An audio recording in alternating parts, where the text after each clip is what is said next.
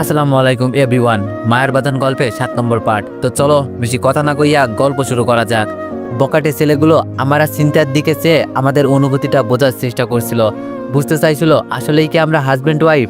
ওদের মধ্যে কেউ বিশ্বাস করতে পারছিল না যে আসলেই আমরা স্বামী স্ত্রী, কারণ আমার আর চিন্তার দূরত্বটা তখনও কমেনি। এক ছেলে বলে উঠল, এরা দুইজন স্বামী স্ত্রীও না, প্রেমিক প্রেমিকাও না। দেখেন না একজন আরেকজন থেকে কতটা দূরে দাঁড়িয়ে আছে। স্বামী স্ত্রী হলে তো একজন আরেকজনের পাশে খুব কাছাকাছি হাত ধরে দাঁড়িয়ে থাকতো। ওই ছেলের কথাগুলো শুনে মুহূর্তের মধ্যেই চিন্তা আমার খুব কাছে চলে আসলো। আমার এই ছোট্ট জীবনে এতটা কাছে কেউ কখনো আসেনি, কোনো দিন না। কতটা কাছে এসেছিল সেটা হয়তো আমি আমার অডিয়েন্সদের বোঝাতে পারবো না, তবে জেনে রাখুন এতটা কাছে এর আগে কেউ কখনো আমার কাছে আসেনি। আমি জানি অনেকেই বিশ্বাস করবেন না, কিন্তু আমার তাতে কিছু যায় আসে না। চিন্তা যখন আমার খুব কাছে এসে আমার শরীরের সাথে তার নরম শরীর স্পর্শ দিয়ে আমার হাত ধরে বলল, তো এভরিওয়ান দয়া করে সবাই একটু হেডফোন ইউজ করো। কে বলেছে আমরা স্বামী স্ত্রী না? ওর সাথে আমার অভিমান হয়েছে তাই এমন করছি। তখন বকাটে ছেলেদের দলপতি আমাদের দিকে তাকিয়ে বলল, যেহেতু আপনারা স্বামী স্ত্রী তাহলে আমরা যেটা বলছি ওটা করে ফেলুন, না হলে আমরা ভিন্ন কিছু করতে বাধ্য হব, আর সেই ভিন্ন কিছুটা আপনাদের জন্য কখনোই ভালো হবে না। বকাটে ছেলেদের দলপতির কথার জবাবে আমি চুপ করে থাকলেও চিন্তা চুপ করে থাকলো না। সে যে সাহসী একটা মেয়ে তৃতীয় বিশ্বযুদ্ধে জয়লাভ করার ক্ষমতা রাখে সেটা প্রমাণ করার জন্যই হয়তো সে বুক উঁচু করে লোকটার দিকে রাগি চোখে তাকিয়ে বলল, এটা কি পাবলিক প্লেসে করার মতো কোনো জিনিস নাকি? এটা হলো পার্সোনাল জিনিস, এটা কেন সবার সামনে করতে হবে? তখন ছেলেটা বলল, এছাড়া আপনাদের উপায়ও নেই, যা করতে বলছি সেটা করেন তাড়াতাড়ি। চিন্তিয়া যখন বুঝতে পারলো এটা ছাড়া এখান থেকে বেঁচে ফেরা সম্ভব না, তখন সে দেরি না করে আমার অপবিত্র ঠোঁটে তার নরম ঠোঁটটা আলতো করে ছুঁয়ে দিল। তখন আমার খুব রাগ হলো। মনে হলো কোনো কিছু চেখে দেখার পর যখন সেটা খেতে ইচ্ছা করে, তখন যদি সেটা খেতে না পারি তখন যতটা খারাপ লাগে আমারও ঠিক ততটাই খারাপ লাগলো। চিন্তার 1 সেকেন্ডের ছোট্ট একটা চুমুতে আমার ভিতর বাইরে প্রকাণ্ড এক ভূমিকম্পের সৃষ্টি হলেও সেটা থামানোর জন্য চিন্তার 1 সেকেন্ডের চুমু যথেষ্ট ছিল না। এমন চুমু খাওয়া দেখে বকাটের ছেলেগুলোর দলপতি হাসতে হাসতে বলল, হ্যালো হ্যালো ম্যাডাম, এটা কেমন চুমু? এটা যে কেউ যে কাউকে খেতে পারবে? না আছে কোনো ফিলিংস, না আছে কোনো কেমিস্ট্রি। এটা কোনো আদর্শ স্বামী স্ত্রীর চুম্বন হতে পারে না। একজোড়া আদর্শ স্বামী স্ত্রীর চুম্বন হবে লোহার চুম্বকের মতো। লোহার চুম্বক যেমন একসাথে করলে কেউ কাউকে ছাড়াতে চায় না, জোর করে টেনে টুনে ছাড়াতে হয়, স্বামী স্ত্রীর চুম্বনও ঠিক সেরকম হবে। তারা চুমু খেতেই থাকবে, খেতেই থাকবে, খেতেই থাকবে। কিন্তু আপনারা তো 1 সেকেন্ডও দুইজনের ঠোঁট একত্রে রাখেন নাই, কিভাবে নিজেদেরকে স্বামী স্ত্রী দাবি করেন? তখন চিন্তিয়া বলল, ভাই আসলে আমাদের নতুন বিয়ে হয়েছে তো তাই এমন, আর বিয়েটা 2 পরিবারের সম্মতিতে হয়েছে। প্রেম টেম করার সুযোগ পাইনি, তাই চুমু টুমু খেয়ে প্র্যাকটিস করার সুযোগও হয়নি আমাদের। তাই ধরতে গেলে এই কিস করাতে আমার অনেকটা ব্যাকডেটেড। দুজনের একজনও এখনো ঠিকমতো চুমু খেতে পারি না। বাসর ঘরে পর্যন্ত আমরা চুমু খাইনি। বিশ্বাস করেন ভাই, বিশ্বাস না হলে আমার স্বামীকে জিজ্ঞেস করে দেখেন। আমি তো একটু চালাক, ও তো আরো বোকা। কত ভিডিও দেখলো চুমু খাওয়া নিয়ে, কিন্তু আফসোসের বিষয় হলো আমার বোকা স্বামীটা এখনো চুমু খাওয়া শিখলো না। নাটক সিনেমায় যেভাবে একজন আরেকজনকে ঠোঁটে চুমু খায়, বাস্তবে আসলে তেমনটা হয় না। বাস্তবতা ভিন্ন। নাটক সিনেমায় চুমু খেতে গেলে অমৃতের স্বাদ পাওয়া যায়, কিন্তু বাস্তবতা বড় নিষ্ঠুর। বাস্তবে সিগারেটের গন্ধ ছাড়া কিছুই পাওয়া যায় না। চিন্তার কথাগুলো শুনে আমার হাসি আটকে রাখা বড়ই কষ্ট হচ্ছিল, তবু আটকালাম। এই মেয়ে যে কি দিয়ে কি তৈরি করে আজ বুঝতে পারলাম। কিন্তু আমি তো জীবনে কোনোদিন সিগারেট মুখে দেইনি, তাহলে চিন্তি আমার ঠোঁটে সিগারেটের গন্ধ পেল কিভাবে? এটা নিশ্চয়ই বিপরীত দলের চক্রান্ত, কিন্তু আমার তো কোনো বিপরীত দলই নাই। কে এই জঘন্য কাজটা করবে? নিশ্চয়ই চিন্তিয়ার চালাকি এটা। আমি যখন এইসব উদ্ভট চিন্তা ভাবনা করছিলাম ঠিক তখনই বকাটে ছেলেদের দলপতি চিন্তাকে ধমক দিয়ে বলল, ফাজলামো করো আমাদের সাথে? আপনারা দুইজন এখন দুইজনকে চুমু খাবেন, ঘড়ি ধরে 2 মিনিট ধরে চুমু খাবেন, না হলে আপনার স্বামীর বদলে অন্য কারোর সাথে আপনাকে এই কাজটা করতে হবে। পরিস্থিতি ভয়াবহ দেখে চিন্তা বুঝতে পারলো এখন যদি এটা আমরা না করি তাহলে হয়তো সত্যি সত্যি আমার বদলে অন্য কাউকে চুমু খেতে হবে। আমি চিন্তিয়ার দিকেই তাকিয়েছিলাম। আমার চোখের পলক ফেলতেই চিন্তিয়া আমার কাছে এসে আমার ঠোঁটে তার নরম ঠোঁট ডুবিয়ে দেয়। আমার তখন মনে হলো আমি কোনো অমৃতের স্বাদ নিচ্ছি। এর থেকে মিষ্টি হয়তো জগতে আর কোনো কিছুই নেই, থাকতে পারে না। চিন্তিয়ার চুমুতে আমি আর নিজেকে কন্ট্রোল করে রাখতে পারলাম না। আমিও সব লজ্জা, অপমান, ভয়, সংকোচ পেছনে ফেলে চিন্তিয়াকে শক্ত করে ধরে 2 হাত দিয়ে নিজের কাছে টেনে নিয়ে আসি। আমিও তার ঠোঁটে ছোঁয়ায় হারিয়ে যাই এক স্বর্গের রাজ্যে। পুরো 2 মিনিট পর আমাদের চুম্বনের পর্ব শেষ হয়। আমার পারফর্মটা ভালো না হলেও চিন্তার পারফর্মটা বকাটে ছেলেদের টাক লাগিয়ে দিয়েছে। কেউ কেউ মাটিতে পড়ে সেন্সলেস হয়ে গিয়েছে, কেউ কেউ বেঁচে থেকেও মরে গিয়েছে। তারা মেনেই নিয়েছে এই মেয়ে কোনো সাধারণ মেয়ে না। আমি ভেবেছিলাম পরিচিত কাউকে ফোন করব, কিন্তু যখন দেখলাম সিনথিয়াকে কাছে পাওয়ার একটা সুযোগ আছে, তাই সেটা হাতছাড়া করতে চাইনি। পরে ওই ছেলেগুলো কাউকে ফোন করা ছাড়াই আমাদেরকে ছেড়ে দেয়। আমি আর সিনথিয়া ঘোরের মধ্যে বাসায় চলে আসলাম। 2 দিন হয়ে যায় আমি গোসল করি না, আমার ঠোঁট ভেজাই না, ঠিকমতো পানিও খাই না, কারণ সিনথিয়ার চুম্বনের ছোঁয়াটা আমি এত তাড়াতাড়ি ভুলতে চাই না। সেই যে ওই দিন বাসায় আসার পর কাঁথা গায়ে দিয়ে বিছানায় শুয়েছি, আর ওঠার নাম নেই। যতবার অনুভব করছি ততবারই সিনথিয়ার ওই মারাত্মক চুম্বন করার দৃশ্যটা আমার চোখের সামনে ভেসে ওঠে। বাসায় আসার পর যখন সিনথিয়াকে জিজ্ঞেস করছিলাম, আপনি এত সুন্দর করে চুমু খেতে পারেন, জানতাম না। জানলে হয়তো নিজের জীবনের বিনিময়ে হলেও আপনার কাছে থেকে একটা চুমু খেতাম। আমার এমন মজা করাটা সিনথিয়া মেনে নিতে পারল না। রাগে কাঁপতে কাঁপতে বলল, আপনি এমন কেন? আপনি ওই ছেলেদেরকে কিছু বললেন না কেন? নিজের পরিচিত কাউকে ফোন করলেই তো পারতেন, তাহলে তো আমাদের এই অবস্থায় পড়তে হতো না। আমি তখন সিনথিয়ার দিকে তাকিয়ে খুশি মনে বললাম, দেখুন, আল্লাহ যা করে ভালোর জন্যই করে। ভাগ্য ভালো ছিল, আমাদের শুধু চুমু খেতে বলেছে। অনেক সময় এমন অবস্থায় দেখা যায় যে দুইজনকে ফিজিক্যাল রিলেশনও করতে বলে, সেক্ষেত্রে আমরা অনেক বড় বাঁচা বেঁচে গেছি। আর ওরা ছিল 10 জন আর আমি একা। 2 জন না হলে হয় একটা রিস্ক নিতাম। আপনি বলুন, এতগুলো মানুষের সাথে একা আর কি করতে পারতাম? আমি কিছুই করতে পারতাম না, তাই নীরব দর্শক হয়ে সবকিছু দেখেছি। তখন সিনথিয়া একা একা কি যেন বলতে বলতে আমার সামনে থেকে চলে গেল। সিনথিয়া বসে বসে কাঁদছিল নাকি হাসছিল বুঝতে পারছিলাম না। কাছে গিয়ে দেখলাম আসলে সে কাঁদছে, তবে তার কান্নাটা আমার কাছে রিয়েল মনে হলো না, কেমন যেন নেকা কান্না মনে হলো। জোর করে কান্না করছে সে, চোখ দিয়ে পানিও পড়ছে না। আমি তার মিথ্যা কান্নাকে সান্ত্বনা দেওয়ার জন্য বললাম, কি হয়েছে আপনার, কাঁদছেন কেন? তখন সিনথিয়া তার নেকা কান্না করতে করতে বলল, আমি হাসানকে কথা দিয়েছিলাম, আমি তাকে আমার বিশুদ্ধ আমিটাকে উপহার দিব। আমার ঠোঁট শুধু তার ঠোঁটকে স্পর্শ করবে, কিন্তু আমি তার কথা রাখতে পারিনি। আমি তখন মনে মনে বললাম, বাল, তোমার থেকে হাসান আরো অনেক বেশি বিশুদ্ধ। তোমরা সবাই বিশুদ্ধ, খালি আমরাই অশুদ্ধ। আমি সিনথিয়ার কাছে গিয়ে বললাম, আমার কাছে একটা বুদ্ধি আছে, এটা করলে আপনি আগের মতো বিশুদ্ধ হয়ে যাবেন। তখন সিনথিয়া বলল, কি বুদ্ধি? তখন আমি তার আরো কাছে এগিয়ে গিয়ে বললাম, ছোটবেলায় যখন ফুটবল খেলতে ব্যথা পেতাম, তখন ওই ব্যথার মধ্যেই আবারও ব্যথা দিতাম, মানে ফুটবল দিয়ে শট মারতাম ওই ব্যথার ওখানে, ব্যথা অটোমেটিক্যালি ভালো হয়ে যেত। ঠিক তেমনই আপনি যে ঠোঁটে চুমু খেয়েছেন, সেই ঠোঁটে আরেকবার চুমু খাবেন। আমি নিশ্চিত আপনি আগের মতোই পিওর বিশুদ্ধ হয়ে যাবেন। আমার কথা শুনে সিনথিয়া আমার দিকে আগুন চোখে তাকালো, মনে হলো ওই চোখের আগুনে আমাকে পুড়িয়ে মারবে। অথচ অনেক আগে আমি তার ওই মায়াবী চোখের ভিতরে নিজেকে হারিয়ে ফেলেছি।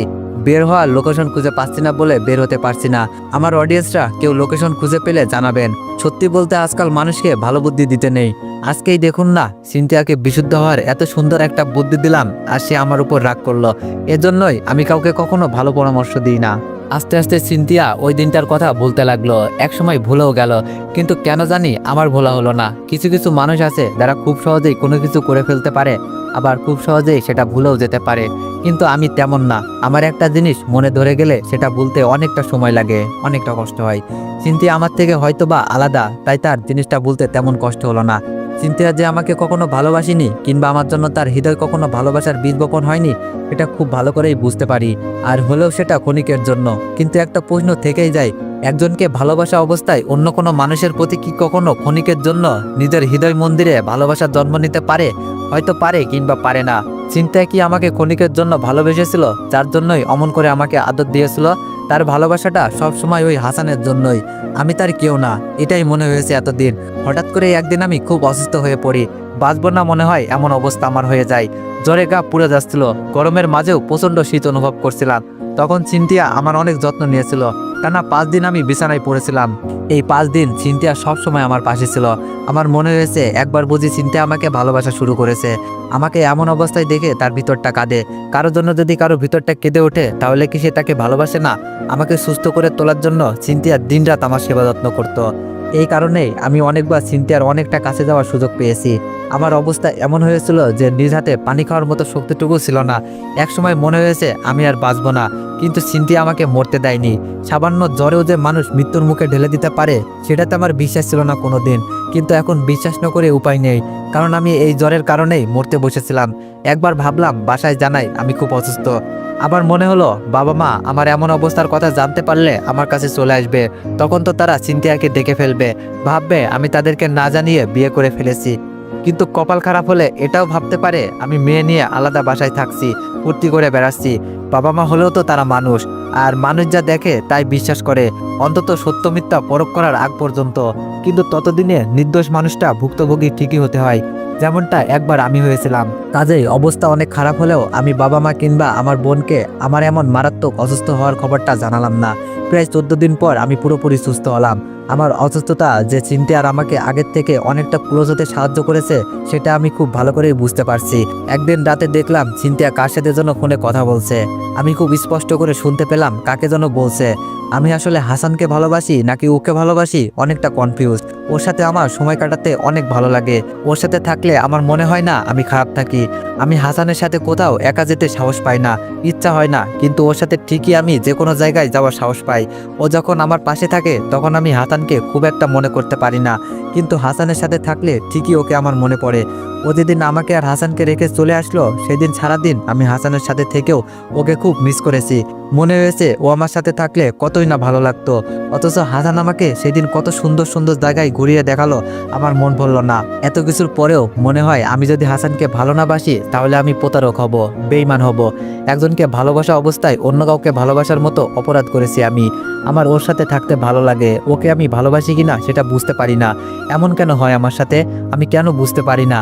আচ্ছা, এমন কি কারোর সাথে হয় একজনকে ভালোবাসার অবস্থায় অন্য কারোর প্রতি ভালো লাগা ভালোবাসার সৃষ্টি হয়? এটা তো অন্যায়। আমি কি সেই অন্যায়টাই করছি না? হাসানকে আমি কথা দিয়েছি সবসময় ওর পাশে থাকবো, আমি কখনো ছেড়ে যাব না। আর এখন আমার অন্য একটা মানুষের সাথে থাকতে ভালো লাগে। আমি আমার ভালোবাসার মানুষের বিশ্বাসটা ধরে রাখতে চাই। হাসান আমাকে অনেক বিশ্বাস করে বলেই একটা ছেলের সাথে এক ছাদের নিচে এক বাসায় আমাকে থাকতে দিয়েছে।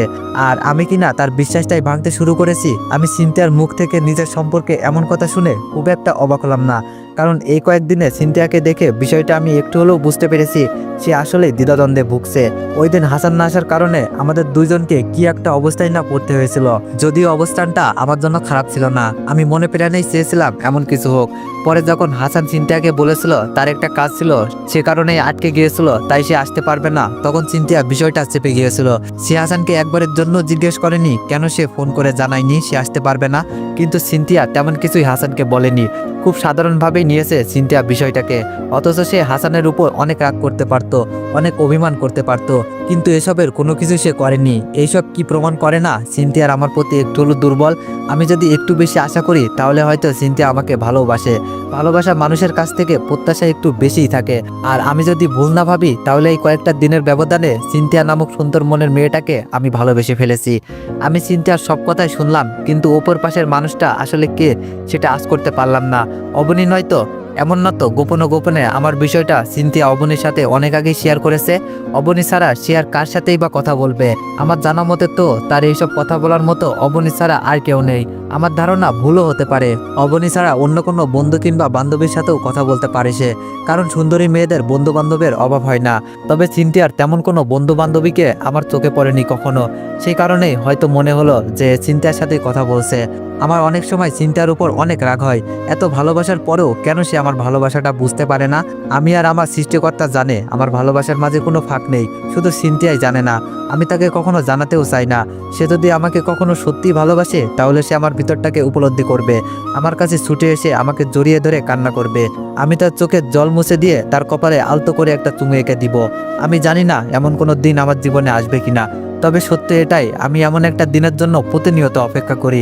আমি বুঝতে পারি না কেন সে আমাকে রেখে হাসানের কাছে যেতে চাই। আবার আমি যখন নিজেকে সিনথিয়ার জায়গায় নিয়ে ভাবি তখন মনে হয় সিনথিয়ার কোনো ভুল নেই, কারণ আমার আগে সে হাসানকে ভালোবেসেছে। আর সবচেয়ে বড় কথা, হাসানের সম্পর্কে সে এখনো ভালোই জানে, খারাপটা এখনো জানতে পারিনি। তাহলে সে আমাকে রেখে হাসানকে ভালোবাসলে দোষটা কোথায়? আমি তো কোনো দোষ দেখি না। আমার ধারণা ভুল হলো না। পরের দিন সকাল পেরিয়ে বিকালবেলা আমি বুঝতে পারলাম রাতে সিনথিয়া অবনীর সাথেই কথা বলছিল। যখন এটা জানতে পারলাম তখন একটু ভয় হলো আমার। এমন তো না অবনী আমার বিষয়টা অনেক আগে থেকেই জানে? সিনথিয়া তাকে অনেক আগেই জানিয়েছে আমার কথা। সেজন্যই কি অবনীর মায়ের মৃত্যুর দিন সিনথিয়া আর আমাকে একসাথে দেখে খুব একটা সারপ্রাইজ হলো না অবনী?